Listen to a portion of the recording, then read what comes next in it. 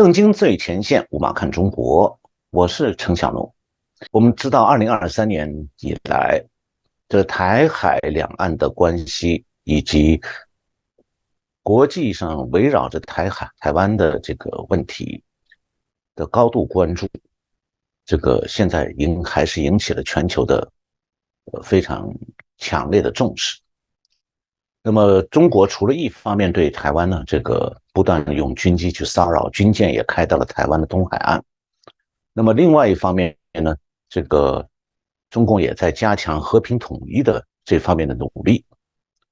那么台湾也有很多人担心说，要是爆发冲突，那局势不知道会是什么样。那么今天呢，我想我们很荣幸邀请到了著名的哥伦比亚大学的这个东亚政治学的教授，他 Andrew Nathan， 他的中文名字是李安友。在台湾有很多他的学生，这个台湾很多，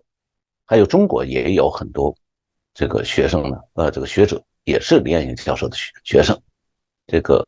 台湾不少官员都是哥伦比亚大学毕业的，比方讲苏启就是哥大的政治学博士，然后瞿思俭也是李安友教授指导的政治学博士。那李安友教授呢是长期研究中国和台湾政治的，那在美国的中国问题研究专家圈里是资深的前辈，所以他也有很多独到而深入的见解。所以我今天呢想特地来邀请李安友教授呢为台湾的观众朋友们分析一下目前的台海局势，以及台湾和中国两岸关系未来可能的前景。小农，谢谢你的介绍。你提出我在台的一些学生的话，也包括台湾在华盛顿现在的大使那个代表，肖美琴也是个大硕士毕业生，还有很多，我很骄傲。虽然我不可能认为是因为我而他们都非常成功，但是因为我在哥大有这个机会教那么多的优秀的台湾来的、大陆来的学生。Andy， 我不知道你这个有没有注意过，有一个叫做 Eurasia Group 这么一个consulting，这个很有名的，那么他是在这个分析过有一个2023年全球的10大政治风险，那前2名是俄罗斯和习近平。那么俄罗斯和中国这2个风险问题呢，应该讲也不是让全球的朋友们感到意外。那么台湾的观众朋友们现在可能同样也关注这2个问题。那您觉得说，这个现在习近平呢集权力于一身，那他这个个人集权的决策模式，它在中国所产生的结果呢，会不会造成对周边地区越来越多的麻烦或者说危险？还有这种危险可能是什么？比方讲，毛泽东当年曾经讲过，他要打核大战。那习近平造成的危险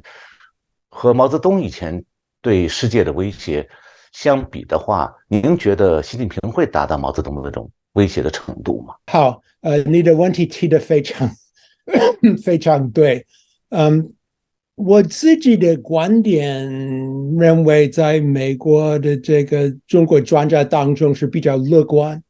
因为美国政府里面，特别是在五角大楼里面，有些人是比较悲观，认为习在最近的5年当中一定会攻击台湾。那么我自己是，我不是唯一的人，是采取另外一个观点，但是我属于比较乐观的那边，就是认为习。我的基本观点是认为习近平是比较聪明，比起一些美国的战略家习是更聪明。这个不能保证他永远这个会智慧，会wise 会用一个比较聪明的战略的思想，但是从他开始执政一直到现在，举一个例子，就是说那个南海的例子。南海是有非常庞大的经济价值，也庞大的战略的价值。因为如果在台湾发生战争的话，这个南海会成为这个战争的一个战地。这个是一个理由，为什么中国需要，他们认为他们需要控制这个南海。那么他原来西上台的时候，那个南海还是美国的海军比较，就是说不是控制，美国也在南海也没有什么领土，但是美国的海军是就是说占优势，就是有更多的力量。那么西以后，建筑那个7个所谓的 sand islands，right 沙岛的过程当中，周围的别的南海的国家没有办法说话，因为他们比中国很弱，而且美国也没有一个就是说一个理由能够说，美国是说了话而已，但是没有做有效的这个反应，所以现在是基本上是控制南海。这个Senkaku Islands 也是这个钓鱼台，也是一个例子，就是说日本没有有效的反应，中国越来越在这个钓鱼台这个附近的海上比较有更多，越来越有更多的船和飞机，但是日本没有办法好像有效的对抗，所以西是有冒一定的风险，但是它到最后也没有引起，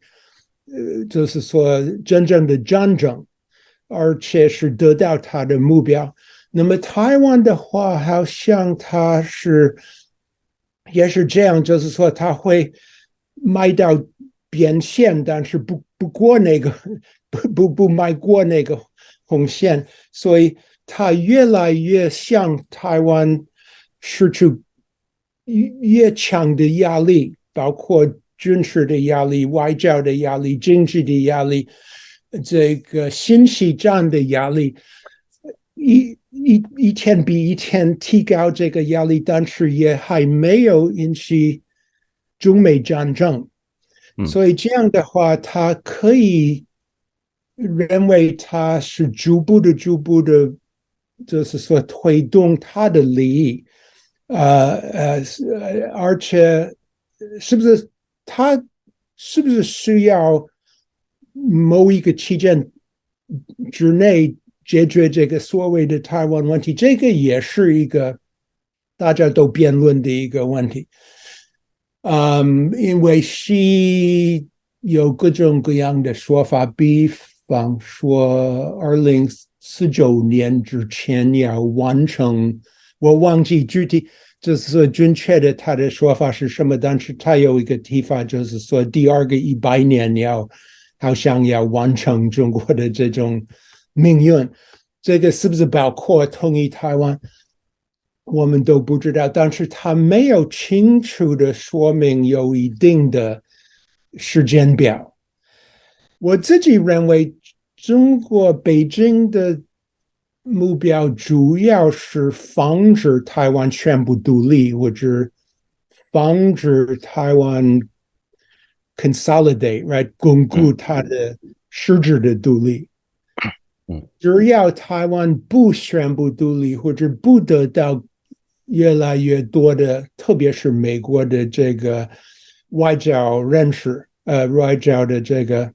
recognition 正常化，只要台湾不能得到美国的外交这个正常化，或者得到更多的实质的国际独立性的话，我们可以说习近平是得到他的最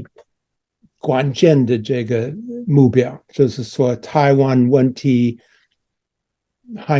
台湾还没有离开大陆，从这个外交的或者政治的意义上，那么统一台湾是第二个任务。这个任务我自己认为从中共的角度来看是可以，如果这个趋势是有利于北京，他们可以忍耐。那么趋势有没有利于北京的问题上，我是认为我自己不那么认为，但是我认为北京的观点是认为，无论台湾居民要不要同意的话，这个是次要，主要是北京的判断是说，美国越来越乱，美国越来越弱，美国越来越不愿意打仗。我自己不太认同这个观点，但是我认为这个可能是北京的这个主流的分析。之所以他们如果认为美国越来越是力量不够的话，他可以等到美国自己自觉的认识到我们没有这个势力去加入这个台海这个战争，在那个时候，台北也可以，当然也可以觉醒，知道他们没有别的出路。在那个时候，按照北京的观点来看，可以进入一个有效的一个对话，跟台湾解决这个最后解决这个台湾问题。所以就是说，那个如果北京乐观，没有必要在这个海峡打一个非常悲剧的战争。如果在海峡打仗的话，这个是大家都失去很多，包括美国、中国、台湾、日本、全球，所以这个东西一定要避免。那么，这个梁教授，我想再请教您一个问题。我想您已经知道了，就是今年1月份的时候，这个美国的智库，这个战略国际研究中心，就是 CSIS， 他们发了一篇这个研究报告，就是中国的下一场这个战争，然后当中的下一场战争的第一场战斗。就是他们是一个关于中国入侵台湾的兵棋推演。那么，我想您肯定知道这个报告大概的意思。那我想请问您的是说，现在这个美国的国会的民主党和共和党两党一致的做出了一些这个支持台湾，不希望台湾海峡的局势发生任何变化，因为中国的可能的入侵。那么现在的话，就回到了您前面讲的问题，就是您提到说美国是不是真的这个有足够的充分的准备？如果美国按照中共的预测，认为美国会弱下去，所谓的东升西降，就中共会越来越强，美国会越来越弱，按照这个趋势，那么它可以等下去，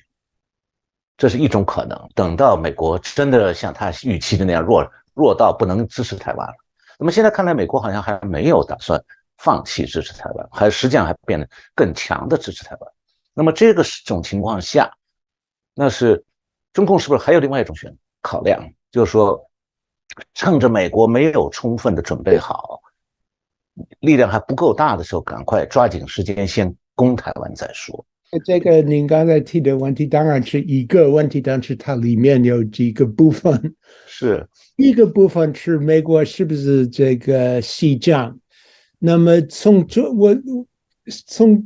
北京的观点来看，拜登是比较强，就是说他这个安排我们的盟国合作。你看这个 Ukraine 那个战争的话，拜登的这个动作是就是我们都没有expected 的有效的。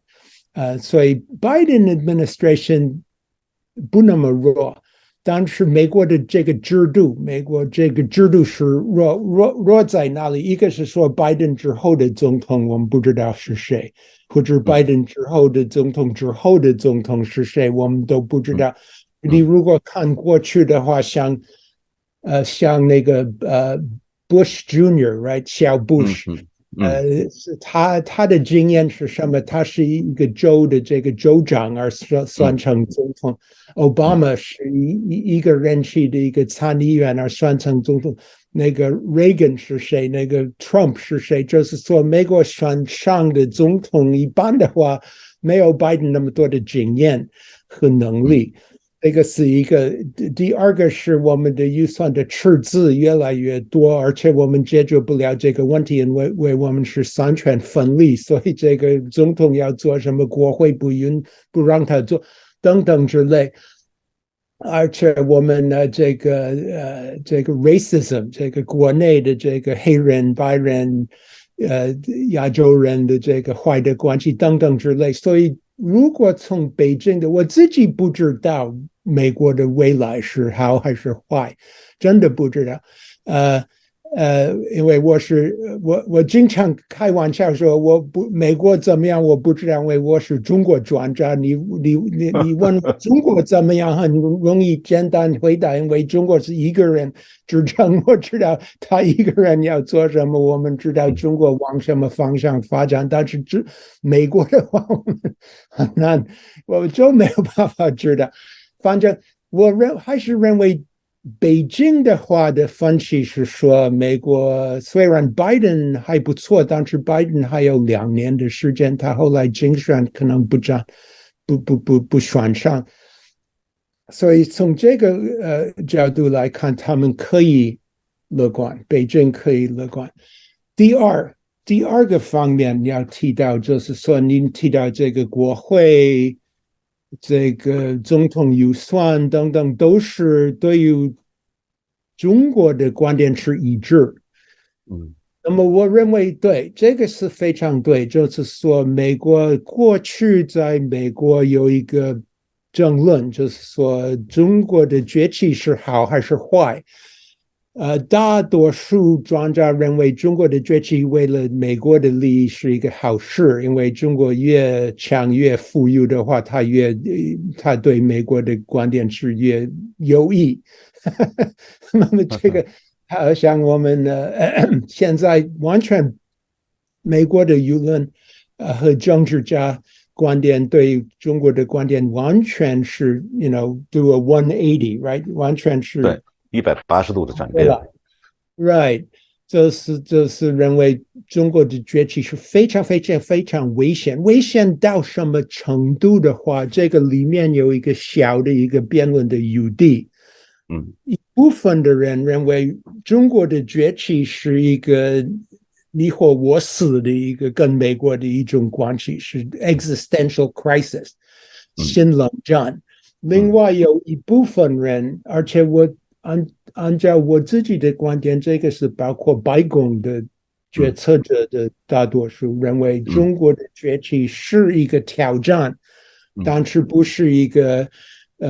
你或我死的一种危机。我们应该有一个 strategic competition， right， 战略的竞争，而不要一个全面的冲突的一个关系。但越来越是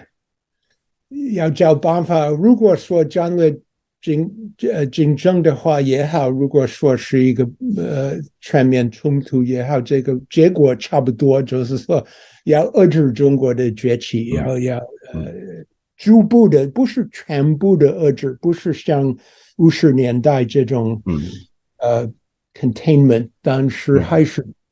差不多，这个区别不容易就是看到。所以我自己认为，因为美国舆论和政坛的这个舆论的趋势是那么越来越是偏向于害怕中国的崛起的话，这个危险主要来自于美国，而不来自于习近平。美国的话，有很多人说这个是一个危机，我们很快要全部这个遏制中国。这样的话，恐怕如果在台海发生战争的话，可能发生的一种这个事情是这样，就是说，如果比方说，如果下一任总统受到国会的压力而跟台北建立正常国际关系的话 ，right? So this is a scenario, right? 一个剧本。在这个情况之下，我认为北京没有别的选择，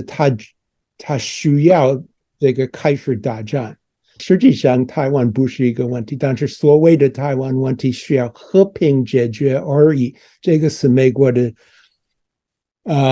立场。我们认为这个立场不应该改变，但是华盛顿有很多人，特别在国会里面，但是包括在这个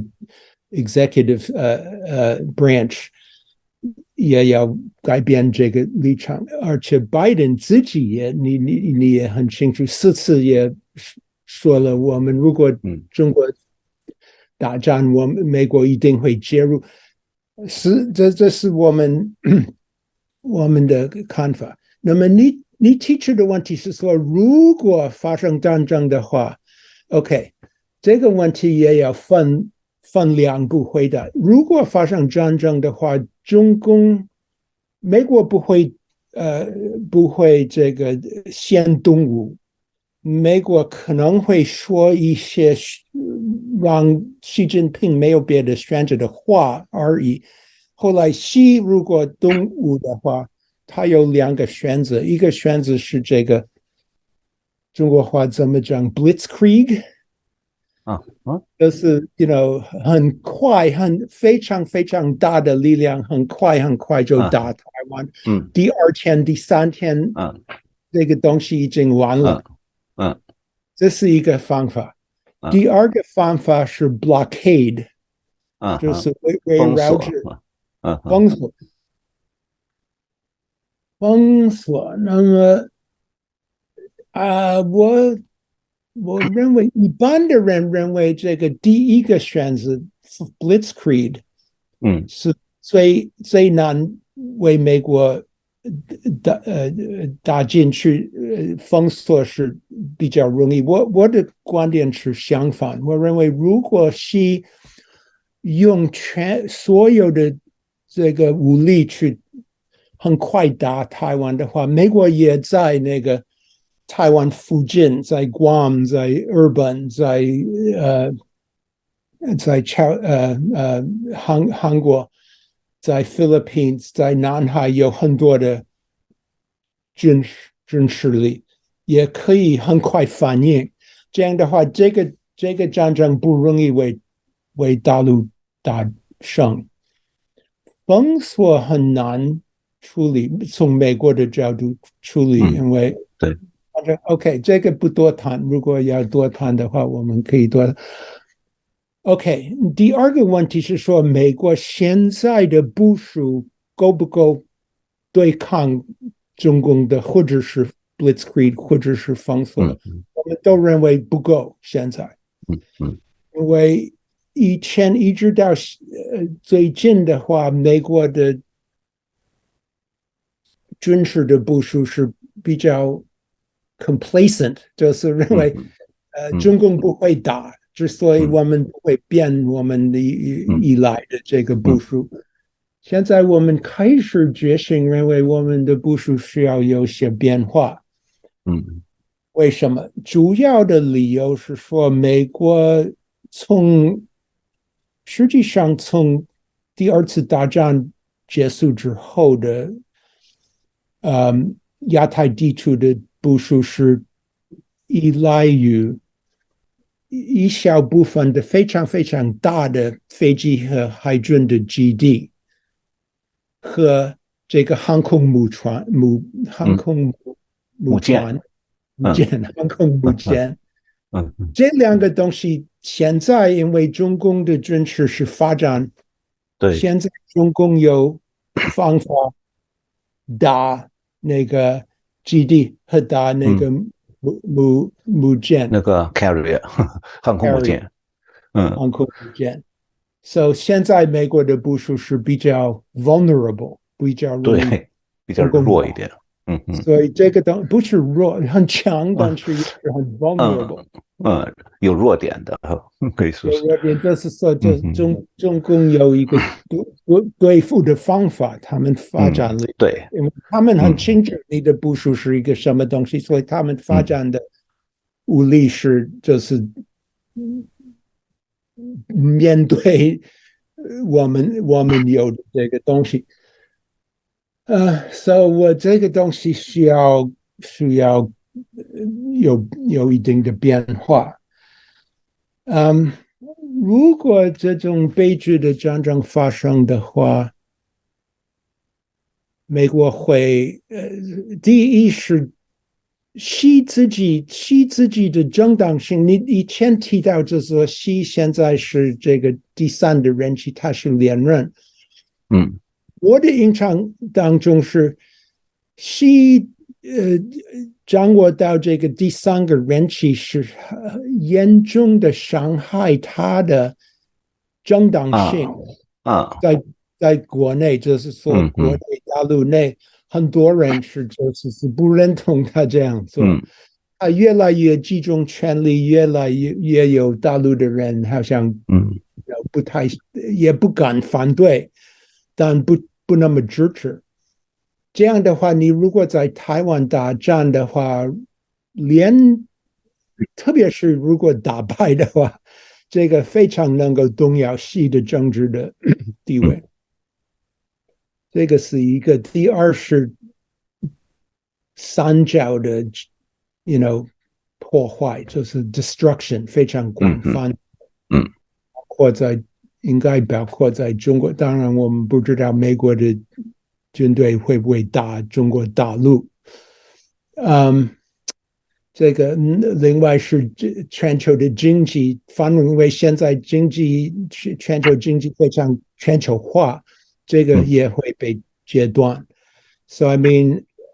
这个问题是多方面的，希望不会发生。但是第一个是要美国的政治家稍微多负责任的。我个人在这个和台湾的观众有时候讨论这个未来的台湾的局势的时候，我感觉到说美国的对中国和对台湾的战略有个大的漏洞。Andy， 我想把我的想法简单说一下，就是说美国到现在为止最关心的是避免中共发动战争，那么认为说只要不发动战争，台湾的现状可以维持，那么就 OK 了，然后再来谈美国怎么准备。那我觉得漏洞在哪里呢？就是如果真的不发生战争，习近平不发动武力进攻，但是他和平统一台湾了，占领台湾了，那对美国来讲意味着什么？我觉得好像美国没有人讨论过这个问题，也没有人想过这个问题。就是当台湾变成了中国的一个省，解放军住在台湾了，对冲绳、对 Okinawa、对Guam、对关岛，美军的现在的基地意味着什么？然后美国的整个的东亚政策将需要做什么样的应变？还有这种情况下，台湾变成中华人民共和国一个省之后，比方讲台湾也有人主张这样做，那么对东亚地区的稳定和和平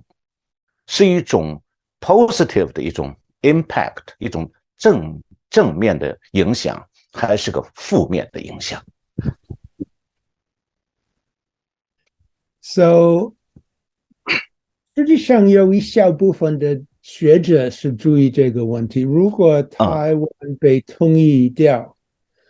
或者是和平的，或者是武力的，第一个结果是中国海军能够非常自由的去到这个所谓的 Philippine Sea， 菲律宾海，这个是台湾的另一边的一个非常大海，能够更有力的威胁 Philippines， 威胁日本，威胁这个太平洋的各个岛国，the small islands, the oceanic islands，威胁 Australia 等等之类，就是说这个会给中共的海军打开一个很广的一个门，他们能够自由的来往。第二个结果是科技问题，因为你知道台湾这个台积电哈，台湾这个芯片semiconductor manufacturing 对，半导体，而且台湾掌握一些非常关键的高科技的一些技术，这个东西中共会控制，伤害美国的经济，伤害美国的军事科技等等。第三，而且涉及到您刚才提到的具体的问题是说，这个对于美国跟美国的盟国的关系会有什么影响？这个很难说，但是总的来讲，如果中美的在亚太地区的力量的这个制衡有一个系统的变化，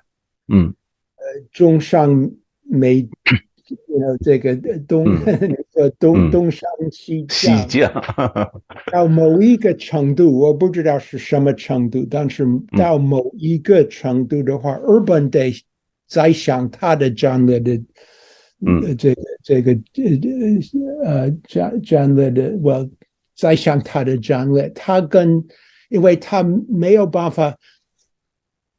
独立的对方中国日本虽然非常人口大，这个 GDP 也大，它的军事的力量也不少，但是如果独立的对付中国的话，这个是不可能的。何况韩国，何况 Philippines， 何况 Singapore 之类的，所以到某一个程度的话，他们都需要再想。再想的话，是不是自己要核武化？或者不只要，不向于中国，这是跟中国搞好关系的问题，很难说，很难说。这个当然跟一些别的世界上的一些别的可能会发生的事情也会有关系。你比方说，俄罗斯，战争，美国的总统选举之类都可能混起来有一定的关系，但是最坏的结果是美国的这个alliance system 盟国这个盟国可能会多少解散。如果这个发生的话，美国的力量是非常非常缩小。So I mean, I think 台湾的 autonomy， 台湾的这个实质的独立，有很大对美国来讲是有非常大的战略的意义。之所以在中共说美国是利用，包括台湾岛内的一部分人说，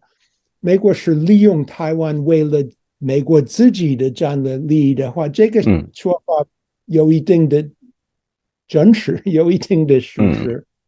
就是说，如果台湾不实质的独立的话，这个会伤害美国的战略利益。好，今天我们的时间差不多，最后我只问您一个小小的问题，就是把您刚才分析的这个，我们讲就是台湾如果被中共接收，成为中国的一个省，那么对美国来讲是一个重要的冲击。您刚才谈到的这个分析，那么请您再讲几句，就是它对台湾本省这2300万居民来讲，这样意味着什么？对，您在介绍我的时候也说我在台湾有很多学生，也有很多朋友。对，50年的一些非常非常亲切的朋友。当然，我如果你可能记得李登辉当总统的时候，他发表一个所谓的统一纲领，说你们中国如果民主化的话，我们非常愿意跟你们同意。当然，如果大陆民主化，如果大陆就成为一个像台湾那么民主自由的一个国家的话，台湾跟中共统一的话，可能对于台湾居民的影响不那么坏。但是如果大陆继续在这个道路去发展，越来越坏，越来越伤害人权，像在香港那样的话，他统一台湾对于台湾的居民的影响是非常非常的悲剧。我不想看到那个，所以我今天跟你聊的这个战略的分析都是客观的分析，而不是我心里想要看的东西。我自己作为人是支持我在台湾的朋友们，但是作为政治家，不是政治家，政治学的分析家，我只能按照我能够认识到的现实而分析情况。非常感谢李安友教授啊，在百忙之中抽时间为我们的台湾朋友们分析目前的台海局势。1年前我们采访过您，您的这个访谈在台湾引起很多反响。那么今天我相信我们的观众朋友们会非常有兴趣的来仔细听您的分析，尤其是您的最后一段提到了您对台湾的关切。我也代表我们的台湾观众朋友们向您表示深深的问候和感谢。谢谢您。谢谢观众朋友们收看我们的这次节目，我们下次再见。